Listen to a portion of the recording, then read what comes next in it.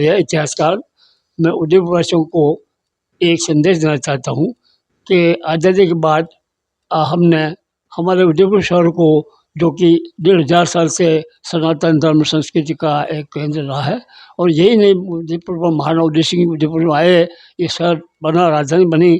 उसके पहले भी उदयपुर रामायण महाभारत काल का है। सीसार माँ को उदाहरण दूँ, ये भगवान राम के समय का माना जाता है। तो कहने का तो आपको महाभारत काल में जो युधिष्ठिर ने, पांडवों ने यात्रा की, धार्मिक यात्रा की, उदयपुर की यात्रा का वर्णन मिलता है इतिहास में। रामायण काल के मिलते हैं, महाभारत काल के मिलते हैं, गुप्ता पीढ़ी मिलते हैं। तो कहना मतलब है कि उदयपुर शहर में, नगर में जो इनसाइड गिरवा जिसको बोलते हैं, ओल्ड सिटी आजकल कह रहे हैं हम लोग, जो जोग्राफिकली गिरवा कहते हैं कि पहाड़ उदयपुर गिरवा से घिरा हुआ है, पहाड़ों से घिरा हुआ है। इसके अंदर ओल्ड सिटी जो है वो अपना भी यूनिक है। और साहब मैं बताऊँ, उदयपुर में गली गली के अंदर ऐसे मंदिर है, जैन धर्म के मंदिर है, चाहे श्वेतांबर हो, चाहे दिगंबर हो, हिंदू में शैव हो, शाक्त हो, शक्ति के हो, गणेश हो, मतलब हर गली, ऐसे कोई गली में मैं समझो एक गली के अंदर कम से 1000 मंदिर होंगे। अगर बड़ा बड़ा बाजार हो, चाहे आपका ब्रह्मपुर हो, तो कहना मतलब हो कि अब जब शहर बस गया, शहर विस्तृत हो रहा है, नया उदयपुर बस गया है, और लोग उदयपुर शहर को छोड़ के अपने नए मकान बनाने, बड़े बड़े बंगले बनाने और शहर के पास आ गए। तो जब नया शहर बस गया, लोग वही उदयपुर के जो उदय सिंह के बाद की पीढ़ियाँ रह रही, वो बात चले गए। अब उनको फिर भी पता नहीं क्या मोह है, वो अपने घरों के अंदर भी पर्यटक आते हैं, तो वो मूर्ति पर उनका ध्यान नहीं है, वो देवस्थानों का ध्यान नहीं है, और वहाँ विदेशी लोग आते हैं, जुआ घर अड्डे बने हुए, कहीं जुआ खेला जाता है, कहीं शराब पार्टियाँ होती है। तो मैं समझता हूँ उदयपुर पिछड़ा के चारों तरफ,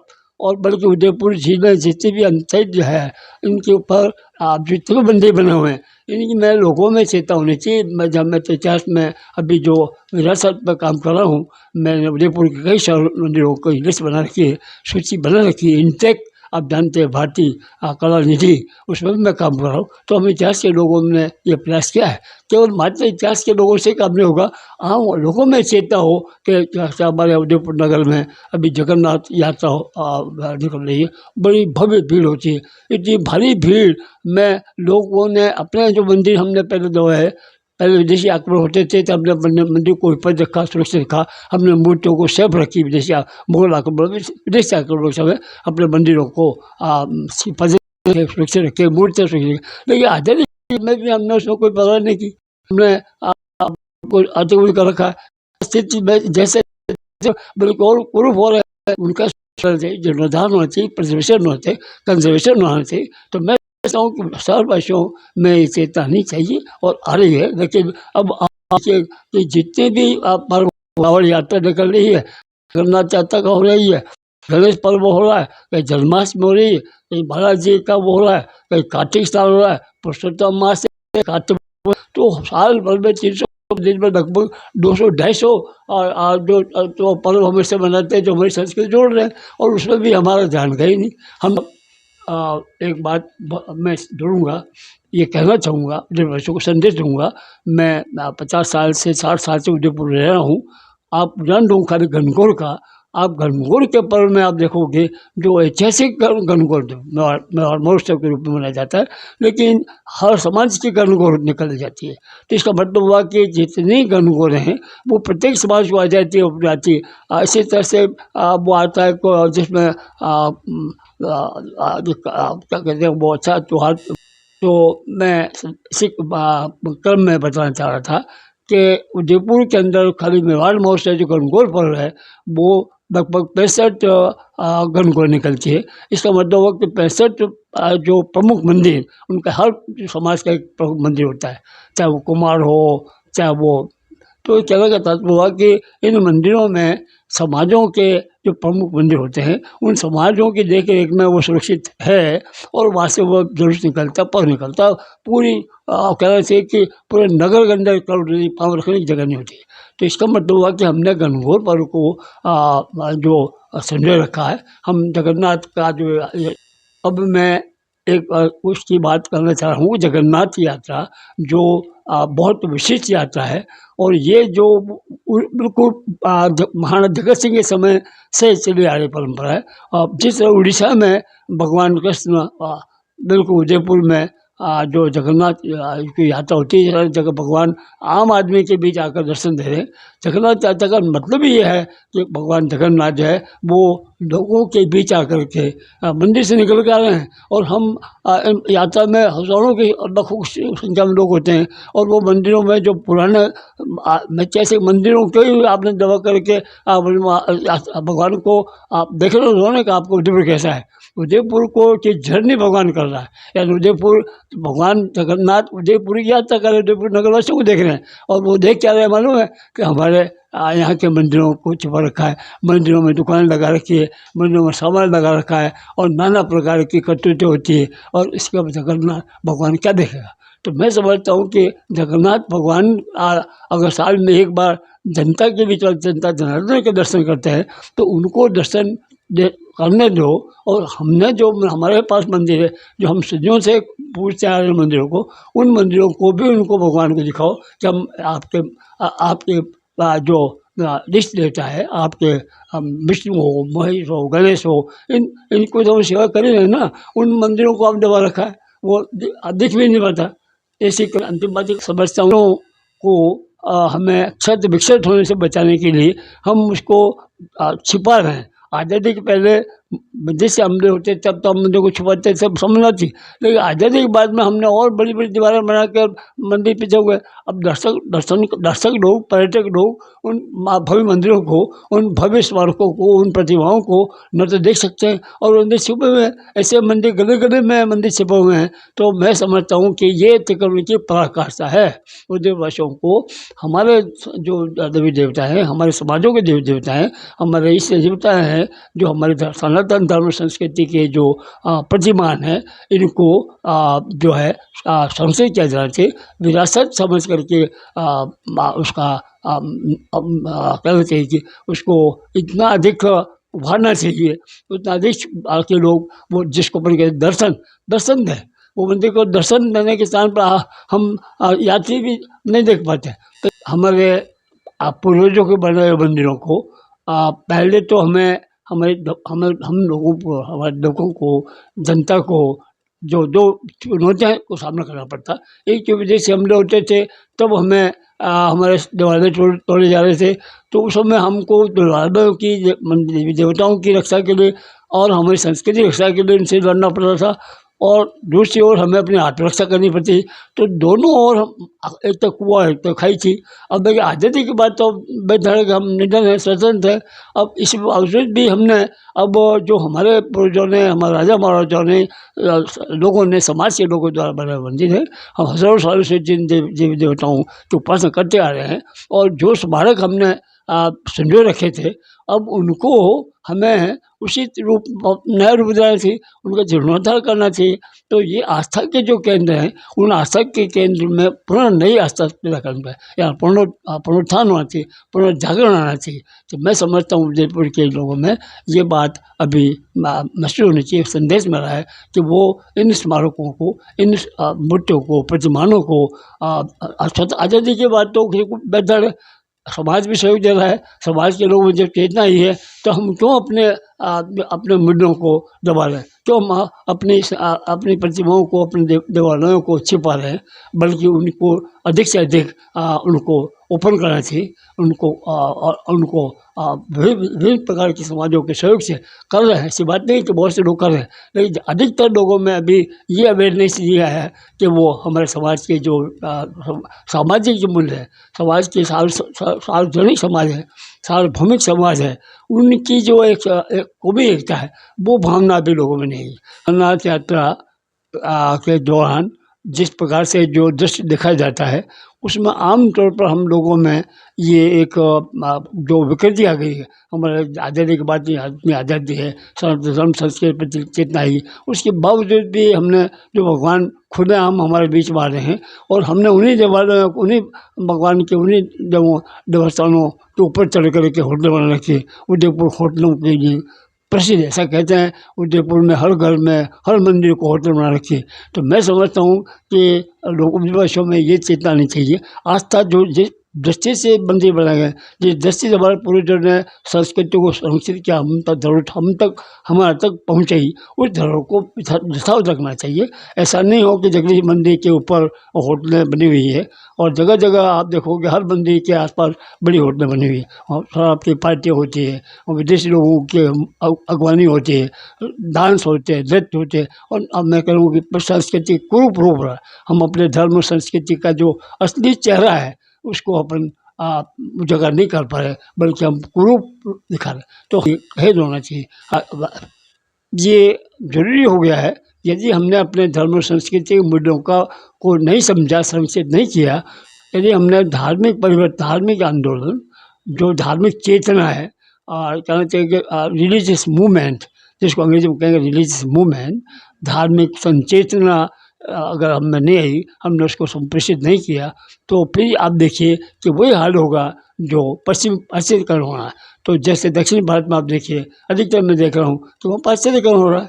तो ये अगर हमें उदयपुर जैसे शहर मेवाड़ दुनिया का मशहूर शहर, हिंदू धर्म संस्कृति का गढ़ है, उदयवासियों को इस बात को समझना होगा कि हमें पश्चिमी धर्म संस्कृत, पश्चिमी विचारों से बचना होगा। हमें धर्म का जो विकृत रूप मिलेगा, हमें अपने धर्म की आस्था का जो केंद्र है, सनातन धर्म संस्कृति का जो विशेष शीड है, उसको बनाए रखना पड़ेगा। सनातन धर्म संस्कृति सुरक्षा का काम उदयपुर वासी कर सकते हैं, क्योंकि 1500 साल तक उदयपुर ने हमेशा धर्म, संस्कृति और हमारे सामाजिक मूल्यों की सुरक्षा की है। नगर की एक और विशेषता मैं वो सब बताऊँगा आपको कि उदयपुर नगर में जो गिलवा में जो उदयपुर नगर में जो पानी बह के आता है, उदयपुर शहर का जो पानी पहाड़ों से आ रहा है प्रकृति द्वारा, वो ठेठ गंगा नदी तक जा रहा है। यानी हम गंगा नदी के तट का है, समझे कि उदयपुर गंगोद्भव है। ये पूरा हर का पानी पूरे उदयपुर की, अब इसे स्वच्छ इसको बनाए रखना पड़ेगा। हमने क्या किया, उदयपुर शहर जो घना से जनसंख्या बड़ी है, लेकिन पानी को, जो पवित्र पानी गंगा जल है, उस जल को हमने प्रदूषित कर रखा। हमने उदयपुर के निवासियों ने स्वच्छता के प्रति लोगों में चेतना आई है। अभी हमने 40% लगभग उदयपुर शहर को स्वच्छता को ध्यान दिया, जल को शुद्ध रखा, झीलों को स्वच्छ रखा। लेकिन अब इसकी जरूरत है कि 16%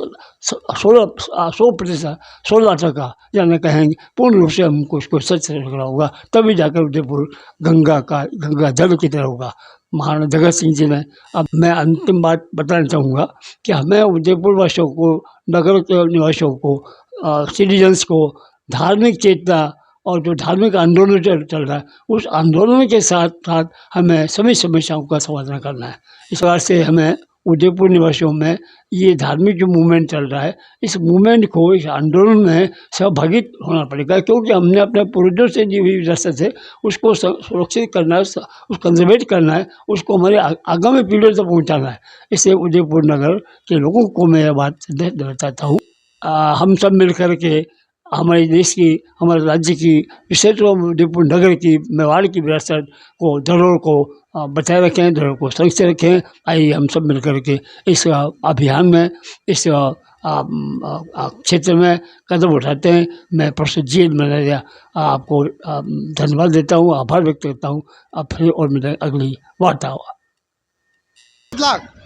तो लोगों की आस्था के साथ खिलवाड़ नहीं होना चाहिए, मेरा ये निवेदन है। और हर मंदिर को लोगों ने दुकानदारी बना दिया है, आगे दुकान है और पीछे मंदिर है। ऐसे मंदिर कई जो दबे हुए, कई रेस्टोरेंट बने हुए, इनको बिल्कुल खुले ढंग से इनको खोल दिया जावे और भगवान आस्था के साथ कोई खिलवाड़ नहीं किया जावे। यहाँ की पब्लिक, मेवाड़ की, जो राजा महाराजा ने किस हिसाब, इसीलिए तो बनाए थे मंदिर, ये कभी होना नहीं चाहिए। इसी मंदिर को दबाना नहीं चाहिए। जहाँ दुकानें खोल दिया आपने, बड़े बड़े शॉप खोल दिए, कहीं रेस्टोरेंट चल रहे हैं, कहीं आगे दुकानें चल रही है, कैसे आस्था के साथ खिलवाड़ कर रहे हो आप? तो मेरा हमारे में आक्रामक लोग थे जो मंदिरों को तोड़ने की मंशा करते थे, और आज की तारीख में आज भी वो अपने ही आदमी सनातनी जो कब्जा करके बैठे हैं। मैं चाहता हूँ कि सारे कब्जे हटाए जावे, सरकार द्वारा देवस्थान विभाग उसको संपूर्ण से किसी प्रकार का किराया नहीं ले, और उन मंदिर का जीर्णोद्धार, जो मंदिर आज जंजर हो चुके हैं, उनके तरफ भी ध्यान दिया जावे। जैसे नए मंदिर तो बन रहे हैं हमारे, लेकिन पुनः मंदिर का वापस इजाज करना चाहिए।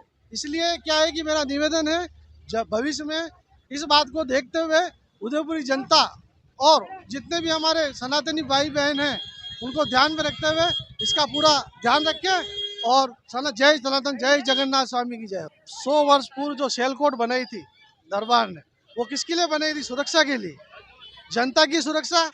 और जितने भी मंदिर हैं हमारे प्राचीन मंदिर बने हुए, उनकी सुरक्षा के लिए बनाई थी।